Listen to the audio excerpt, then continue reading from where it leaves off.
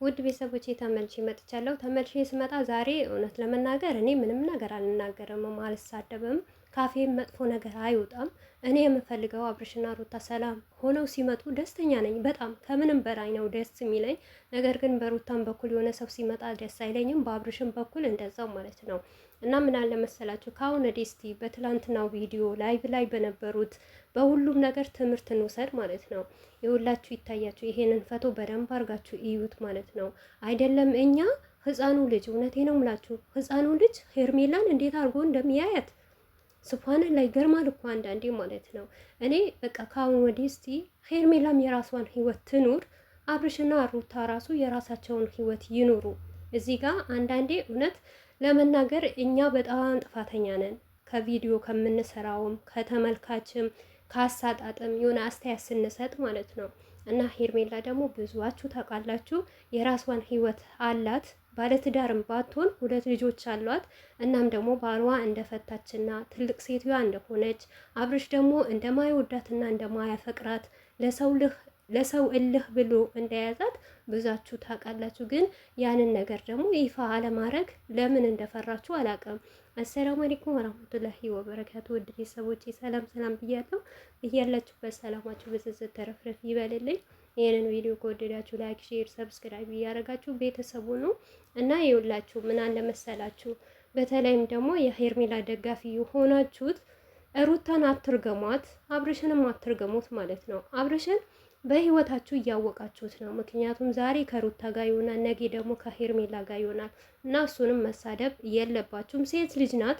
አብርሽ እንኳን እምቢ ቢላት አልፈልግም ከአንቺ ጋር መስራት እፈልጋለሁ መቀጠል እፈልጋለሁ ብትል ምክንያቱም ልጅ እንዳለው ታውቃለች። በህይወቱ ውስጥ ደግሞ ሩታን ምን ያክል እንደሚወዳት ከአንዱ 2 ስትናገር ነበረ ሄርሜላ። የትኛውም በኩል ቢወድ እንደሚወድሽና እንደሚያፈቅርሽ ህዝብ በሙሉ ያውቃል፣ ተመልካች ያውቃል ስትላት ነበረ። ይህንን ነገር እያወቀች በአብርሽን ህይወት መግባት የለባትም፣ መጠጋትም አልነበረባትም። እውነት ለመናገር የትላንትና ቪዲዮ በደንብ ካያችሁት ሩታ የመጣችበት ፓርትና ሄርሜላ የመጣችበት ፓርት በደንብ ካያችሁት ሄርሜላ ስስመው ማለት አብርሽ በእጁ ነው የጠረገው።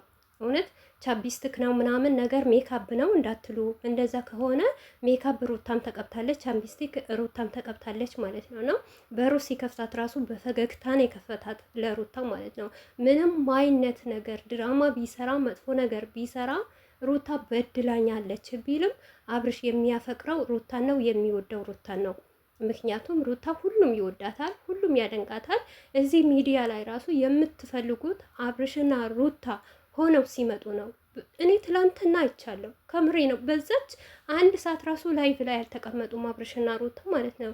ቢያንስ ወይም 30 ደቂቃ ወይም 40 ደቂቃ ነው። በዛ ሁሉ ህዝብ ታረቁ ታረቁ የሚባል ነገር ነው። ለዚህ መንስኤው ሄርሜላ ናት። ስለዚህ ሄርሜላ ከአብርሽ ህይወት ትውጣ ማለት ነው። እውነት ሴት ከሆነች ለሴት ምታዘን ከሆነ ወልዳ ካየችው እና ትዳር ካላት ከአብርሽ መላቀቅ አለባት። በቃ ይሄ አብርሽና ሩታ የራሳቸው ህይወት፣ አብርሽ ሌላም ሴት ፈልጎ ያምጣ፣ ሄርሜላ ከነሱ ህይወት መውጣት አለባት ሙሉ በሙሉ ማለት ነው። እንደውም ከቻለች አስታርቃ አብራችሁ ሁሉ ከዛሬም ጀምሮ እኔ ካንተ ጋር አልቀጥልም በቃ ይበቃኛል ብላ መውጣት አለበት። አቤላም ሆነ ሄርሜላም ሆነ እኛም ቪዲዮም የምንሰራ ማለት ነው ሁላችንም እነዚህ ልጆች ያበላሸናቸው እኛ ነን ማለት እኛ እራሳችን ነን ማለት ነው። ምክንያቱም በተለያየ አስተያየት በተለያየ ነገር እንደዚህ ቢያረግ ለሩታ ብዙ ነገር አይታችኋል። አብርሽ ተመልካች በሰጠው ነገር ሲሰራ ማለት ነው ያልተደረገ ነገር ተደርጓል፣ ያልተሰራ ነገር ተሰርቷል። ይሄንን ማን ነው ጥፋተኛ? እኛ እራሳችን ነው። ምክንያቱም ለምሳሌ ባለፈ ጊዜ ቤት ይገዛላት እየተባለ ነበረ። ምክንያቱም ያንን ደግሞ ለማድረግ እሱ አረገው። ለምን? እኛ የምንፈልገው ነገር የምንወደው ነገር ስለሆነ ማለት ነው። ይሄውን ሁሉ ያልኩት የቆየ ነገር ማንሳት ስላልሆነ ፈልጌ አይደለም። ግን አብዛኞቻችሁ ሄርሜላ ዛሬ ከዳት፣ ሄርሜላ እንደዚህ ያላት፣ ሄርሜላ ልታለቅስ ነው ወይ? ይውላችሁ ሄርሜላ ማለት አብርሽ ቀለበት አላሰራላትም፣ ቃል ክዳን አልገባላትም፣ ወይም ደግሞ አገባሻለሁ ብሎ በአደባባይ ቀለበት አላሰራላትም። ሞር እሷ አፈቅርሃለሁ ስትለው እወድሃለሁ እንኳን ስትለው አንድ ቀን እውነት ለመናገር አብርሽ እኔ እወድሻለሁ እኔ ያፈቅርሻለሁ ሲላ ሰምተንም አይተንም አናቅም። እኔ እንጃ እናንተ ካያችሁ እሺ፣ እኔ ግን አላየውም። ከዚህ ሁሉ መብትዬ ሄርሜላ ከአብርሽ ህይወት መራቅ አለባት።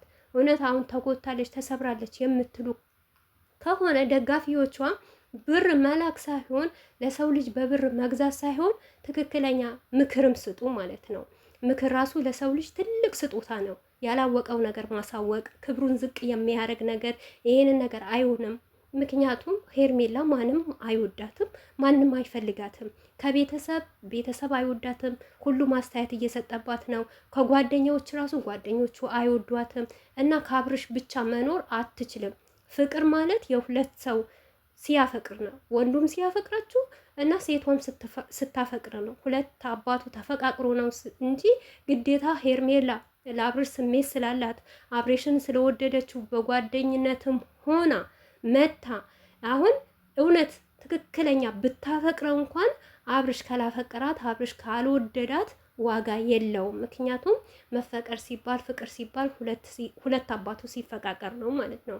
የአብርሽና የሩታ ፍቅር ደግሞ ሁላችሁም ታውቃላችሁ። እኔ መናገር አይጠብቀብኝም። ምክንያቱም ድራማቸው እንዳይበላሽ ስራቸው እንዳይበላሽ ነው እንጂ አብርሽና ሩታ በፍቅር ቢመጡ ደስታቸው አይችሉም።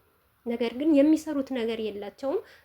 አንድም ደግሞ የተመልካች ንዴት አለበት። አብርሽም ቢሆን ሩታም ቢሆን እውነት ለመናገር ማለት ነው እዚህ ጋር እኛ ሩታን ደግፈን አብርሽን ብንሰድበው አብርሽን ብንቆጣው ሩታ በጣም ያማታል፣ በጣም ይሰማታል።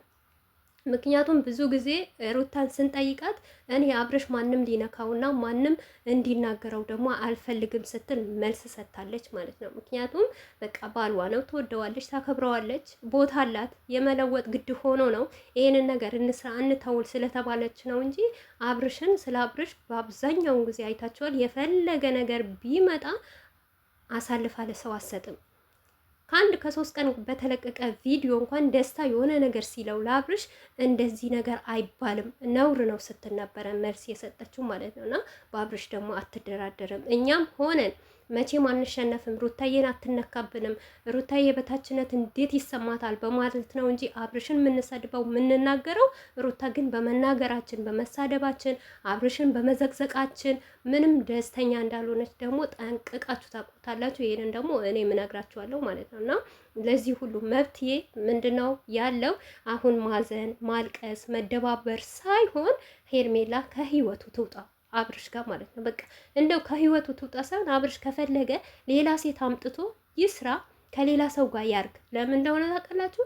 እውነት ለሄርሜላ ነፃነት እንድትወጣ ከፈለጋችሁ፣ ንጹህ ልጅ ናት፣ ምንም ነገር አታውቅም፣ የዋህ ናት፣ እሱ እየነገደባት ነው። እና ደግሞ ሩታ ደግሞ ትናንትና ስትለመን በጣም እየተንደረደርሽ ነው እያላችሁ የምትሰድቡት እዚህ ጋር ትደርደር፣ መብቷ ነው። አብሬው አድራለሁ ካለች ባልዋ ነው፣ መብቷ ነው። አይም ደግሞ አልፈልግም ሄዳለሁ ልጄን ይዤ ካለች መብቷ ነው። እኔ አብርሽና ሩታ ሰላም ይፍጠሩ እንጂ አንድ ላይ እንደዚህ እየሳቁ ደስ በሚል ነገር ይምጡ እንጂ በህይወታቸው ከበፊትም ጀምሬ የምናገረው ማናችንም አያገባንም። ምክንያቱም የራሳቸው ህይወት ነው። ዛሬ ተነስተን ለምን ቆሎ በላችሁ፣ ነገ ተነስተን ደግሞ ይሄንን ቲሸርት ለምን ለበስክ ማለት በአብርሽም በሩታም ህይወት መግባት አንችልም። ይሄ የራሳቸው ህይወት ነው። አስተያየትም ስንሰጥ በቃ በሚሰሩት በሚያስጠላ ነገራቸው በሚደብራቸው ነገር ናቸው እንጂ ለምን ዛሬ ተንደረደርሽ፣ ለምን አብረሽው አታድሪም? የእሷ ፍላጎትና የእሷ መሰበር ከየት ታውቃላችሁ እናንተ? እና አብረው ብታድር ለሩታ ያድራሉ፣ እርግጠኛ ነኝ። እናንተ እንደምታውቁ አብረው እንደሚያድሩ አብረው እንደሚያሳልፉ ጊዜያቸው አብረው በደስታና ከልጃቸው በልዩ ሁኔታ እንደሚያሳልፉ እያወቃችሁ ግን ነገር ፍለጋ ነው፣ ሌላ ነገር አይደለም። እና ባካችሁ በዚሁ አጋጣሚ መልካም ነገር ሲመጣላችሁ ደስ የሚል ነገር ቪዲዮ ሲመጣላችሁ በቃ በደስታ ተቀበሉ። ሀዘንም ሲመጣ ደግሞ በሀዘን እንደዛው እየተጮህንም እየተሳደብንም ማሳለፍ እንችላለን ብዬ ነው ማምነው። እኔ እንደኔ አብርሽና ሩታ ይታረቁ፣ ወደ ራሳቸው ይመለሱ፣ ለትዳራቸው ክብር ይስጡ፣ ራሳቸውም የሰው መነገጃ አይሆኑ ነው ምለው። ሄርሜላም ደግሞ የራሷ ህይወት ደስ በሚል ነገር ትኑር ነው።